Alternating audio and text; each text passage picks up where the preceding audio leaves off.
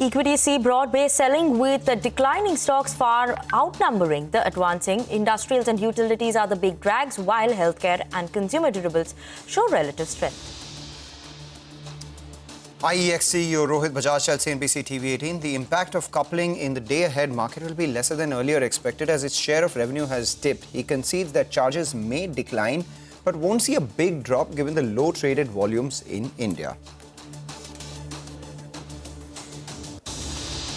Bajaj Finance points to growth challenges as stress continues to persist in the MSME segment as well as in 2- and 3-wheelers. And though the lender sees normalization in H2 FY26 and retains its credit cost guidance, analysts fear a negative revision.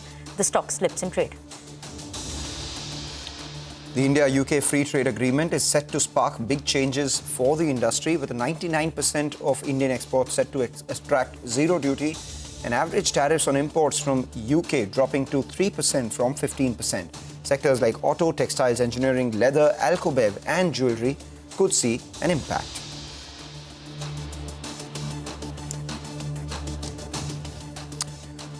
Good afternoon. You're watching us here on Halftime Report. We come to you live from the CNBC-TV18 Motilal Oswal studio. I'm Mangalam Malu. With me, Vinny Motiwala. Not a particularly good day for the bulls, you would say, for the market, because after trying an attempt at, crossing past that 24,882 mark, which was the low that we saw on July 21st, the markets sold off once again. We're at the low point of trade at midday itself, so there's broad-based selling on D Street. That's not all. The Nifty is at the low point of today's trading session.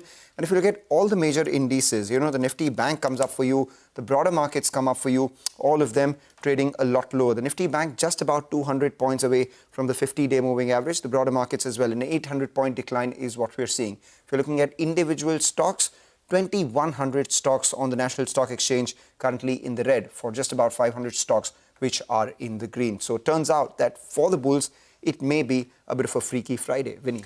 Absolutely a freaky Friday that's coming in clearly for the bulls, and that advanced decline ratio, look at the gap, it's quite wide today. So that is a bit of concerning, and that's why maybe our portfolios are also in the red, because only one sector is managing to hold on to some bit of a green. That's pharma. Metals is in the red. We have energy, IT, all of them seeing a decline in today's trading session. Obviously, interestingly, today we have IEX that is seeing a bit of an up move, but yesterday we had seen a sharp fall coming in for that stock. So that is something that we are watching out for. I'll just mark the flashes at the bottom of your screen as well. We have this coming in on Sona BLW, where late Sanjay Kapoor's mother, Rani Kapoor, has written to the board seeking deferment of a July 25th AGM. Rani Kapoor is alleging coercion as well as misuse in terms of documents. So that is something that, we'll keep an eye out on, and we'll be maybe joined by Parikshit also shortly from now. So we'll keep an eye out on that. But as of now, the stock has seen a bit of a fall today's trading session as well. It is a bit of a fall, and we've seen, the letter, and the contents of that letter will be flashing for you at the bottom of your screen, along with Parikshit trying to explain what has happened. But by and large, the allegation that Rani Kapoor has made is that she was basically coerced into signing documents behind locked doors. Contents of the documents she had to be signed were not revealed to her, and she has been denied access to her account. She alleges that as, the wife of the late founder of the company and the sole beneficiary of his will, and the mother of Sanjay Kapoor, she would be best placed to represent the interests of the family, the Kapoor family, and not anyone else. So basically seeking deferment of the annual general meeting only on account of trying to gather more information to stake her claim as a person on the board to hold the interests of the Kapoor family out here. We'll obviously get more on this, perhaps a word from a legal expert as well. But meanwhile, keep an eye out on the bottom of your screen. More numbers coming in. Yesterday, Bajaj Finance reported numbers. The street did not take that well, and as a result of which, Bajaj Finserv was lower as well. And now we have Bajaj Finserv numbers at the bottom of your screen as well. Okay, we were talking about the story at the bottom of your screen. We have Vaibhav Ghaggar, who's a senior advocate, joining in now. He's authorized to make a statement on behalf of Miss Rani Kapoor. Mr. Ghaggar, first up, Miss Rani Kapoor is alleging that she herself is likely to be the sole representative of the Kapoor family on the trust by virtue of being the beneficiary of the will. If you could tell us on paper, what is the kind of shareholding that Ms. Rani Kapoor has, which has been defined, and what is the further steps that need to be, what are the further steps that need to be taken for her to actually put into effect this deferment request of the annual general meeting? So Mrs. Rani Kapoor was the sole beneficiary as far as the will of Mr. Surinder Kapoor, late Shri Surinder Kapoor, is concerned, which was a registered will. Shri Surinder Kapoor was the founder and head of the Sona Group. And when he expired in 2015, there was a probated will with all the assets being given exclusively to Mrs. Rani Kapoor with a clear intent as to what she wanted to do and needed to do with the same. Insofar as what happens, your second part of the question as to what happens with the AGM, you're aware that she's written a letter to the shareholders and the board of directors. She has put down on paper quite explicitly how things have transpired, how there are, serious apprehensions as far as she's concerned in terms of the circumstances leading to the death, what has unfolded immediately post that. And it's a grieving mother who is very sure that what the headlines were when the death occurred, the facts and the headlines do not meet. In her head, this is not just a freak accident. She needs this looked into and investigated deeply, and she wants to get to the truth of the matter. Do have our colleague Parikshit joining in as well to take a couple of questions. But before I toss to him, I just wanted to understand Aureus Investment Private Limited, which has 28% stake in the company, which is the largest shareholder of Sona BLW. Could you give us the sole beneficiaries or the shareholding pattern of Aureus Investment Private Limited itself? And then I'll hand it over to Parikshit. So, as far as the shareholding patterns are concerned, those would be publicly available.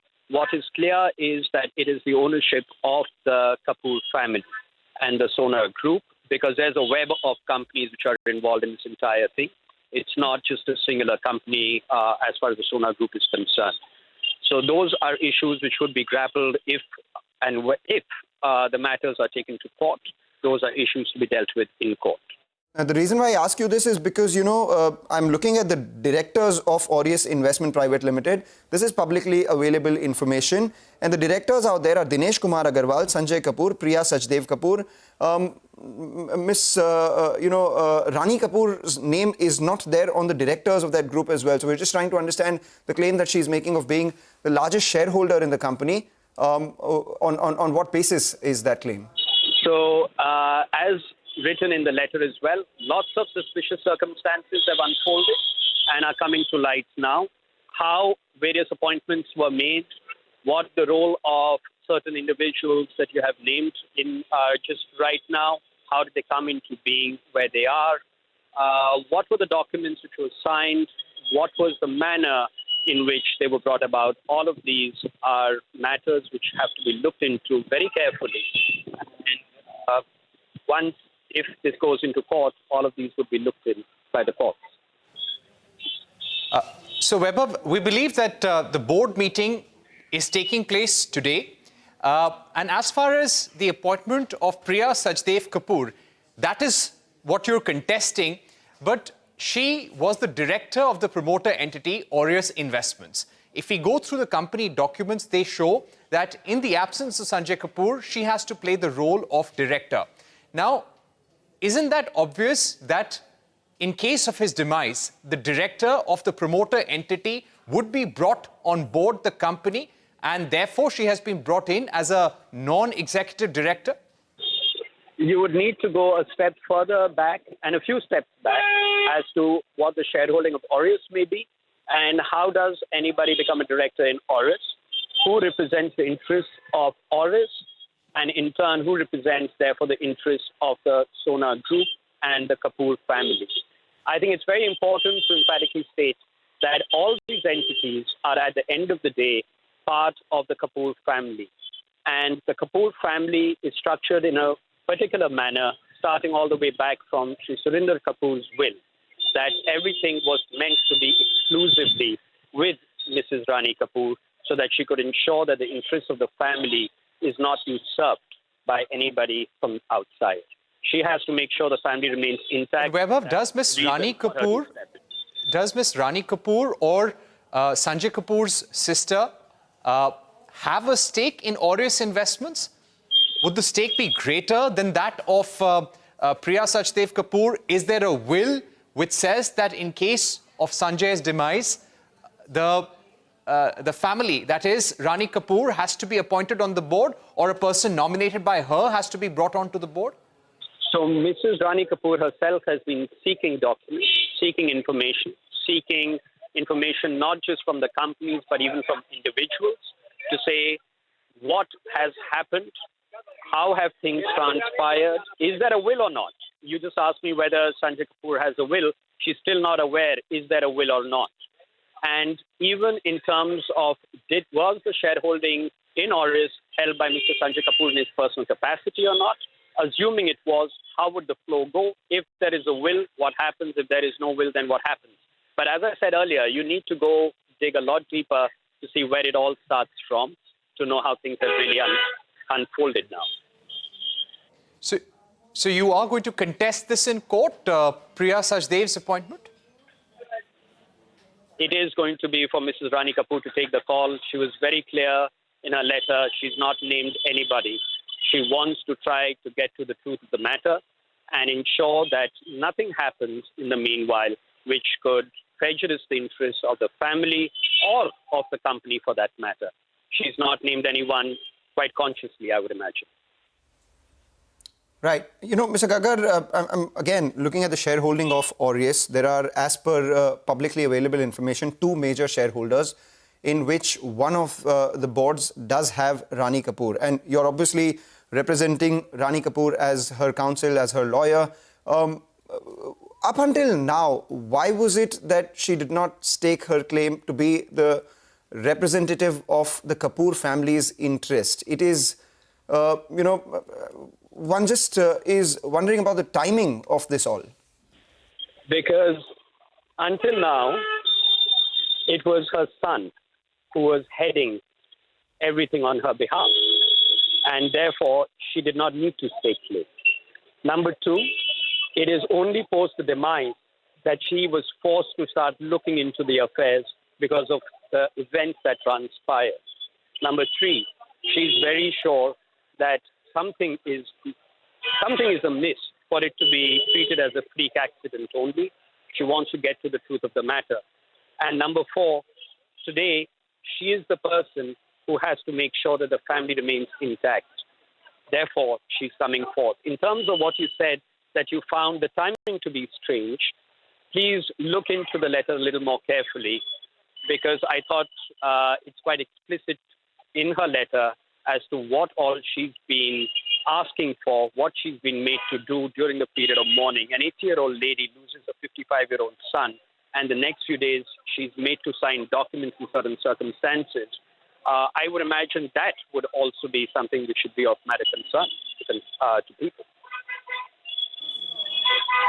Right. But you know, Mr. Gagar, the fact is, and we spoke to Vivek Vikram Singh, the CEO of Sona Comstar, soon after Sanjay's demise, and just days after the board had taken a decision to appoint Jeffrey Mark Overly, who's a former top executive of Blackstone, as the chairman of the group, and he was already on the board of directors.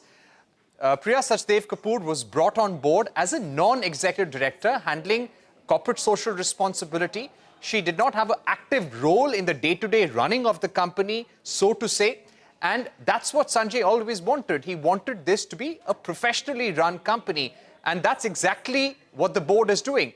And the people who are now heading the board were appointed by him himself. So do you, in a way, feel that the board was respecting, wouldn't you agree that the board was respecting the wishes of Sanjay Kapoor itself?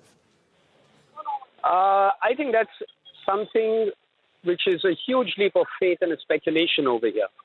Mrs. Kapoor does not believe that these were the wishes of her demised son.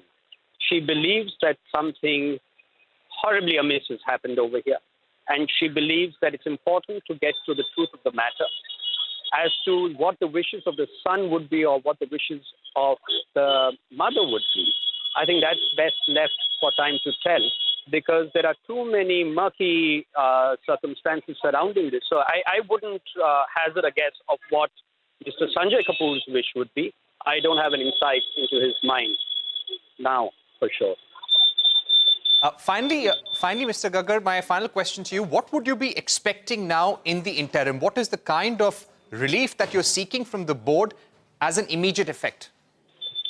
I think the last line of the letter is quite clear. She's only requested to defer this by 2 weeks and to be granted access to the documents and information which has been, withheld from her all along, despite her constantly writing to some of the names that you just took right now as well. Hopefully, she would be provided the information and she would be able to make a decision on the way forward.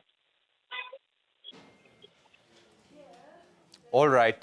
Thank you very much, Vaibhav Gaggar, for joining us. The AGM of Sona Comstar takes place today at 1 p.m. Let's see what happens over there. Rani Kapoor, the mother of the former chairman of Sona Comstar, who died during a polo match in the UK, has now contested the decisions of the board of Sona Comstar, saying that these are not in good faith and there should be a 2-week hold on whatever decisions have been taken till the time she's able to access all the documents related to the changes that are taking place. With that, it's back to you in the studios. Okay, Pariksha, thank you so much for that. So this is something important that we'll be keeping an eye out on as well. If this AGM finally actually goes through at 1 p.m, we'll keep an eye out on the details coming in from there as well. And the letter especially that has come in from Rani Kapoor will be key to watch out for. But important updates coming in from Vaibhav Gaggar. On that note, actually, let's just slip into a very short break. We'll be back and we'll be discussing more on markets, stock-specific action on the other side, and especially on the India-UK FTA. What companies are going to be seeing benefits there. We'll be joined by Pallab Banerjee of Pearl Global, Nitin Panwar of Web of Global, as well as Tausif Mirza of Mirza International joining in with us to discuss all of that.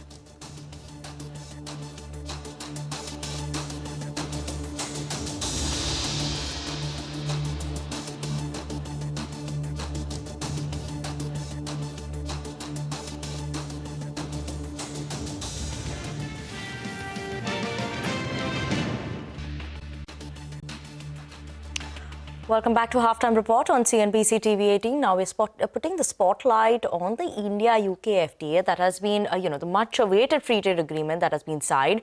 And this has been in works for over 3 years. The deal is estimated to boost the bilateral ties between two nations by $35 billion and bringing down the tariff guardrails to a large extent. Now, to assess this opportunity that actually comes in for most of these sectors, textile, footwear segment, gems and jewelries. These are some of the beneficiaries coming in here. And that is why we have Pallab Banerjee, Managing Director and Group President at Pearl Global Industries, joining in with us, as well as Tausif Mirza, who is the MD at Mirza International, and Nitin Panwar, who is the Group CFO at Web of Global, to talk to us about the benefits we are seeing, the much-awaited deal for most of these sectors that everyone's keeping an eye out on. Mr. Pallab, I'm going to start with you. Let's talk about the benefit that we're talking about that comes in for the textile players. Obviously, previously, the rate was around 8 to 12%, differentiating between ready-made garments as well as home textile. What is the benefit for you that you see coming in? As well as your UK exposure is only 5-6%, I believe, right now. If you could talk to us, where do you see that moving in the next couple of years? Thank you, first of all, for having me on the show, Vinny. And yes, it's a very exciting time that India is doing this FTAs or the BTAs with various countries. I think this is a good time for India. India was exporting approximately about $1 billion plus of garments to UK. I think that number should significantly go up as we start this. I think it will be starting in the next 6 to 8 months, I believe. This tariff would go away. And we would be at par with other countries like Bangladesh, Cambodia, Vietnam. So they had that. And there's an undue advantage that India was having because the Indian goods were subject to this tariff, whereas the goods coming from the other countries were not. This is, in the short run, definitely we will gain with the kind of raw material that is available in India, that is cotton products and cellulosic products and this kind of thing, like we will definitely scale up. But also it will be a good boost to the industry to invest into the other category of products, which is not typically made in India, like the synthetics and all, which was the world still depends on the Far East or the Chinese raw materials and all. So that's something also over the long period of time. India will invest more and will have much more infrastructure to do that as well. So overall, we are looking at it very positively. Talking of Pearl Global, we do manufacture out of Bangladesh, Vietnam, Indonesia, India, and Guatemala. So naturally, like we have been taking those advantages from which the other countries had. So now with this thing happening, we had seen a lot of positive traction amongst the customers to do business out of India. So that's getting a boost along with the other countries as well. And a lot of migration is going to happen from China. If you see, like they will still be subject to a tariff of up to 12%. Right. Nitin, just a two-part question. Let's keep it very simple. As of now, what proportion of your revenue comes in from the UK? If you could give us that number. And what proportion of that is actually manufactured in India? And secondly, was duty the only thing that was stopping us from actually exporting to the UK? I'm sure capacity, quality, a lot of product that they required would be the others as well. So now that it has come down, how long before we stand to benefit from this? Because manufacturing, etc., you said like you have your ecosystem in other countries as well. Will you bring that back to India? How much comes in from the UK and how long before we start to benefit? Approximately about 4,506 crores. Out of that, about 5% was coming from the UK sales. So that number. We are seeing that, at least the India was a smaller portion because, as I said, the other markets were more competitive. When the retailer was importing the goods out of, let's say, Bangladesh and Vietnam, they were not paying that duty. Whereas if they are importing the goods from India, they were subject to a 10% or 12% kind of duty or tariff. So that was making it a little more expensive for the customers. So naturally, this tendency was that if something which is only unique in India, let's buy that from India and balance we buy from the other countries. So that particular barrier is now going away. So that's one good thing that is happening. And if you look at specifically Pearl numbers that you're asking for, we are expecting that the India portion of that UK sales that we're doing, we're looking for almost like 2 to 3 times immediate within this next 1.5 year growth, because these customers have been talking to us. They have been planning to shift some of their production into India if this thing happens. So this has been, as you said, like the discussion has been happening for a very long time, almost like 3 years. So we had seen certain traction and preparedness for it. So I think this is the time that we should immediately start getting those benefits. But yes, both the parliaments are still yet to approve it, and then the customs of UK or India will start waving. Absolutely, but let's talk about gems and jewelries as well, right? Because that's where some benefit comes in as well. Nitin, bringing you in the conversation as well, there's, a lot more that is happening here. One, what is the benefit that you see for Weber Global? You have a good exposure coming in from UK as well. How do you see that moving? And is there enough actually to meet the additional demand that you all may get in? Certainly, you are spot on that this agreement will definitely change the dynamics of India-UK trade. India is 12th largest business partner of UK. And specifically gems and jewelry, around almost $1 billion gems and jewelry export from India, is 400 million is jewelry itself, is having a roughly duty of 3 to 5%. And that will definitely change the demand, where Indian craftsmanship of jewelry is really valued by UK consumer. And we see that the removing that and easiness of all the customs and clearance processes will definitely help to boost the demand. We currently export from India roughly around $15 million in UK. And we expect that this will definitely improve in coming years, as the jewelry demand is quite prominent in UK in all across physical retail and online e-commerce markets. All right, so that's about the gems and jewelry piece. Let's bring in Mr. Mirza as well. Tausif Mirza joins in from Mirza Global. Thanks a lot, Mr. Mirza, for joining in. have you made any exports to UK earlier, and was duty the only reason why you wouldn't make any exports there? It's not like that. First of all, thank you very much for inviting me. And this was a most important agreement we've been looking forward to since a very long time. We at Visa International are exporting more than 400 or 560 crores worth of goods. And out of that, at least 65 to 70% of our exports is to the UK. So I think giving us this duty advantage definitely will be a big boost to the overall industry of especially footwear and leather sector. Because at the moment, the duty rate ranges from 4% to around 14%. And like Mr. Banerjee said, that, so we had the same problem that Cambodia, Vietnam, and Bangladesh and Indonesia were already enjoying the zero duty benefits. And that was the huge disadvantage at times that we were facing. And a lot of these Chinese manufacturers have got set up factories in Cambodia and Myanmar and Vietnam and Bangladesh. So they were using that advantage to their favor by bringing in duty-free imports from their country, from China into Bangladesh, for instance, and then exporting those footwear into UK with zero duty. So that will be a huge boost, I think. And in fact, I would feel that this could be a game changer for us, for the overall footwear industry. I think we have to be very bullish about it. And there's a chance to multiply this business at least fivefold over in the next maybe 2 to 3 years. At the moment, for example, the Indian exports to the UK is only about $437 million worth of leather products out of total UK imports of $6.7 billion. And I think in the next 2 to 3 years, we should easily be at least target $2 billion worth of exports out of India. So that should come only to the UK alone. And I have a feeling that this has happened in UK, and I really want to thank our Honorable Prime Minister, Mr.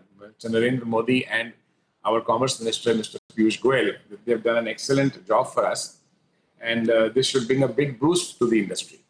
I want to just understand fivefold growth, boost to the industry coming in.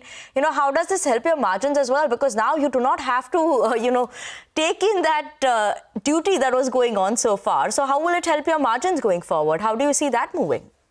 The duty is around 4%, so that should definitely add to the margin. But of course, for adding to the margin, we have to become more efficient, and the factories have to be more efficient. And there are some restrictions on imports coming in for raw materials coming in from China, because this will give us a good entry into a non-leather footwear sector, which is very, very important. And there we are going to have a 12% advantage, because then the duty into UK was 12%.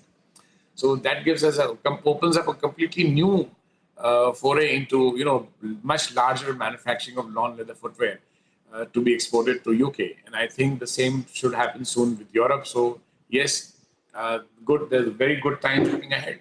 So yes, it should happen as well. Tausif, just before we move on to Pallab, for a quick comparison, what is the cost of production in India ex of duty versus all the other countries that we're speaking about?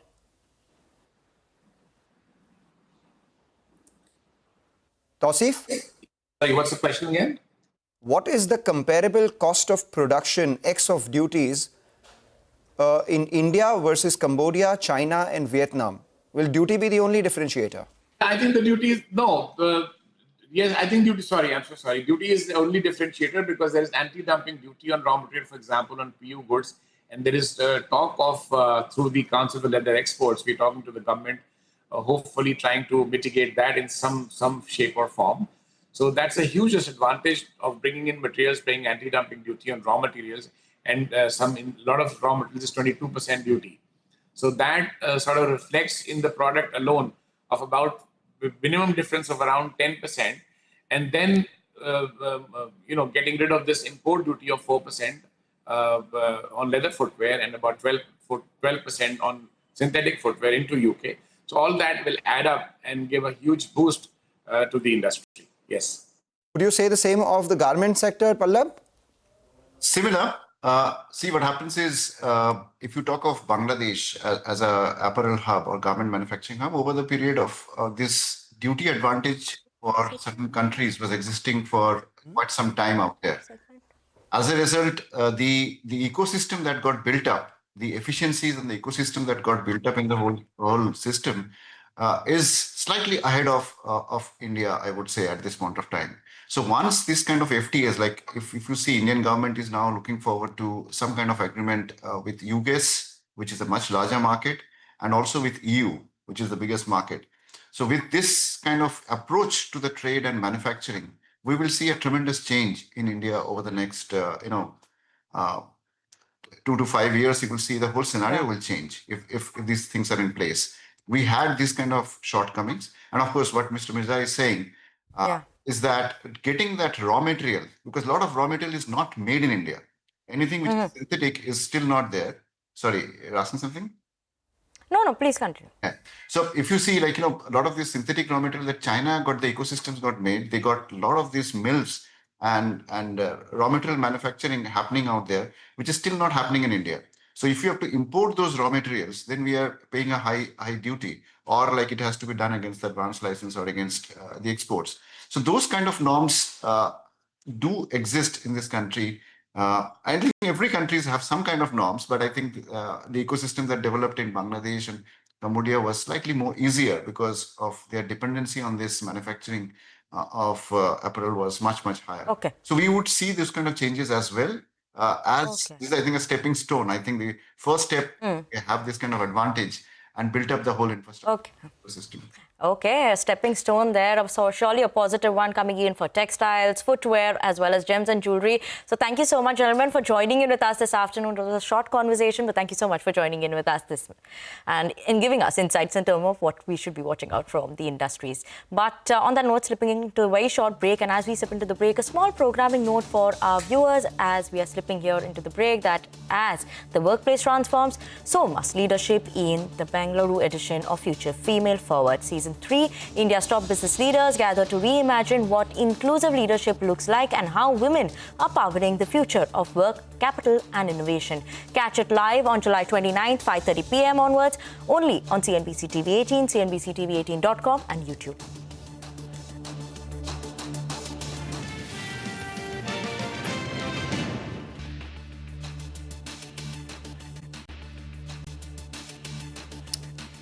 Welcome back. The market's not doing particularly well, though there has been some recovery from the lows. Let's go across to Nigel, who's standing by at the FNO desk to give us the early trends. Nigel. Well, that's right, Mangalam. The markets are looking a little bit jittery, and the problem is we're breaking crucial technical levels. The problem is that we are lacking a positive trigger actually to move up. And as we speak, the VIX has popped up close to 6-7% odd, but it's popping up from bombed out levels. The reason that I say that we're at a very, very crucial juncture is now the Nifty, just a few minutes ago, was more than 450 points away from the 20 DMA. And if we have an extremely weak close today, then it opens up that journey towards the 200 DMA, which is around the 24,100 odd mark. So that's the important mark that we're talking about. And the key batsman, or the one that's been holding one end up, has been the Nifty Bank. That has broken the 20 DMA, and it's close to around 300 points away from the 50 DMA.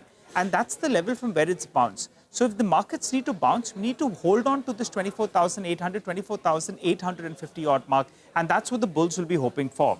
Now, looking at the PCR, well, that's come down to around 0.73 odd. How has that happened? Because the call writers, they feel they're back in business. Just take a look at the kind of addition you have seen. 25,000 calls suddenly has seen a lot of addition in today's trading session. The premium has crashed by close to 60%. So out there, the call writers, they are dancing away because the premium is crashing. They are eating to the premium. 24,900 call as well. Similar is the case out there. Massive erosion in premium. And after a while, I'm seeing that the lower puts as well are opening up. Look at the 24,600 put. Out there, the premium has moved up by 150%. So at the start of today, it was only around 15, 18 rupees or thereabouts. Now that number has moved to close to around 45 rupees. So those put buyers are now making some money. Stocks that I'm looking at, well, SBI Life, that's one of the few stocks that are seeing fresh buying in today's trading session. So some mild open risk build up is what we're seeing on that one. IEX, yesterday it saw massive open risk build up. The stock got cracked. Today what's happened is there's a big short covering bounce that's playing about. And as I just checked last, the open interest as a percentage of MWPL, that's come down to around 82, 83%. If it ends below that 80% odd mark, then the stock will come out of the FNO band. So that's a stock you need to track, particularly towards the end of trade. If there is further shedding in open risk, it will come out of the FNO band, which means fresh positions can be taken in the FNO market. Phoenix Mills, it seems some part of the street was bracing for a weak set of numbers or a negative development, because that one has popped up 6%, and now the shorts are gradually covering out. Two more stocks that I'm looking at. IDFC First Bank, big open interest built up out there. That comes out with its numbers tomorrow. And sales, I think the street is sniffing that those numbers will be a little bit disappointing. So the open interest built up is massive on that front. As I said earlier, though, for the Nifty, 24,800 mark has to hold out today. The close above the 24,850 mark is something that we're looking at as well. Because if it breaks that level, then it opens up a level towards the 200 EMA, which is a deep 800 points away from current levels. Back to you guys. Okay, thank you so much for that, Nigel. Keeping an eye out on those important levels over there, 24,800 is an important mark over there. But on that note, slipping into a very short break, a reminder for our viewers, unlock a world of exclusivity, expertise and influence. Become a member of CNBC TV18 Access, a premium members-only experience on CNBC-TV18.com. The membership includes access to CNBC TV18's flagship events, interaction with our journalists, along with curated studio tours, e-learning sessions and masterclasses, and curated lifestyle benefits.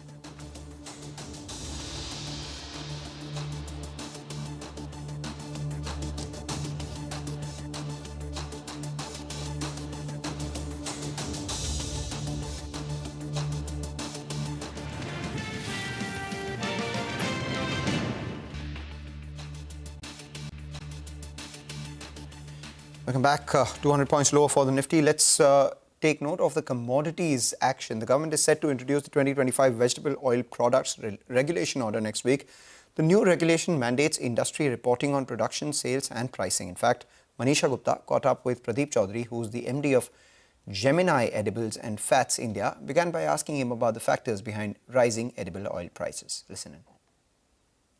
Edible oil prices should not be seen for a short term, because India has been deficient on edible oils in terms of our requirement for a long time.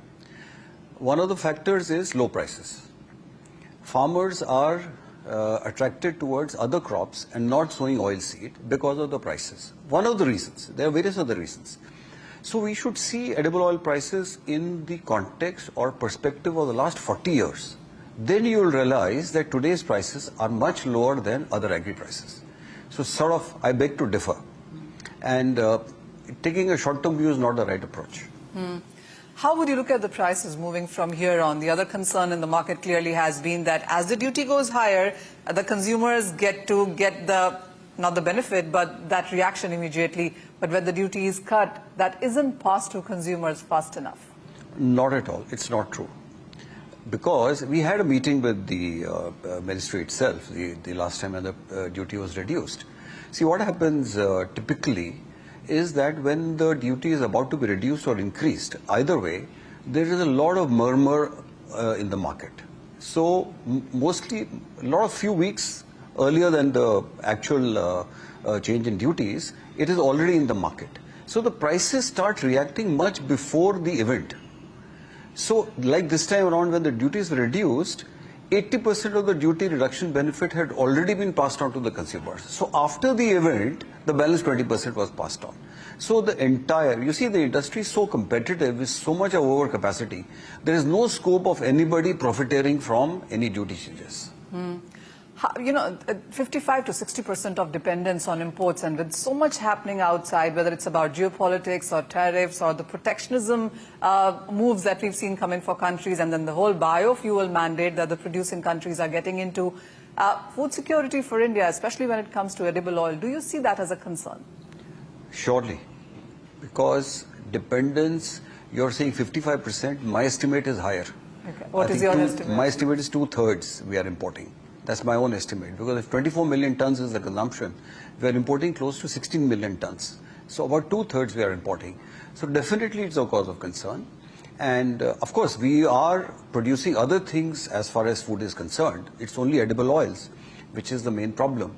But yes, it is a matter of concern. And you see, worldwide, if you see the producing countries, they are at liberty to jack up their own economies, you know, and use it for biofuels. Why not?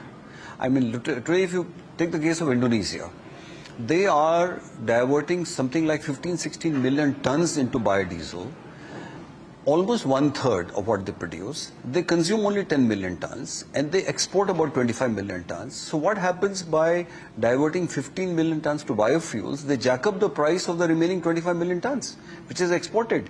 So they reduce dependence on imports of petroleum and jack up the price of the 25 million tons of the oil which they export. It is economics for them.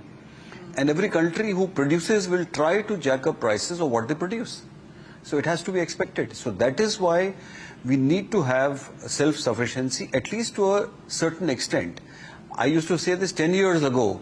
Still saying it. At least whatever extra demand each year, at least let us have a target that should be produced domestically. What we are doing is the extra demand also we are importing, which means imports are increasing every year. You stop the imports at this level as a first target. No, I just had a follow-up question on that. So it is a moving target, as you see. We've been saying the same thing for some years, and we're only importing more and more. So, by the end of, let's say, 2030, are you making any calculations on where we really could be? See, Manisha, if now the way things are heating up within the government, we heard the secretary today, if India is indeed serious on increasing the domestic edible oilseed production, which is definitely possible. If you can do it in other crops, why not oilseed? Issue of GMO, number one. A lot of land reforms required. Getting technology in terms of seeds and giving the right price to the farmer. If we do all the three things together, we are today at 1 metric ton of per hectare in terms of soybean yield versus Brazil at 3 tons. So look at the scope to increase. Look at where mustard, how we can grow in terms of sunflower. When I entered the sunflower business in the year 1991, there was zero imports of sunflower. Today there is zero production of sunflower. We have moved from where to where. So there is definitely a scope. So the figure, what will be in 2020, depends a lot on what we do on the domestic front. I wish that on the domestic front, we play a beautifully balanced role between consumer and farmer. Try to give that much of incentive to the farmer, I'm not saying not be bothered about the consumer. Sure. It's a very tightrope walk. You got to balance it beautifully. Consumer inflation, please see in the context of 40 years. Don't see it with last year. Because if last year prices were low, this year inflation will be there. But if you see 40 years ago and today, then you will realize inflation is not so much. So that's the point, So otherwise, if you go at the same rate, then India will import over 20 million or 22 million tons by 2030, which is very high. And the farmer is also a consumer. And farmer also is a consumer. And if they earn more, it's benefit for the overall. I mean, see the bottom of the pyramid, the world has seen it, US has seen it, Europe has seen it, how much the farmers are supported. They are at the bottom of the pyramid, they are consumers also, and they are the economies of, they are the real growth in the economy and come from there. With all this as a background, I'll wind this down with one final question on price sense. Do you see prices consolidating as we go ahead, or with the way the moves are, uncertainties in the international markets as well, are we looking at higher highs?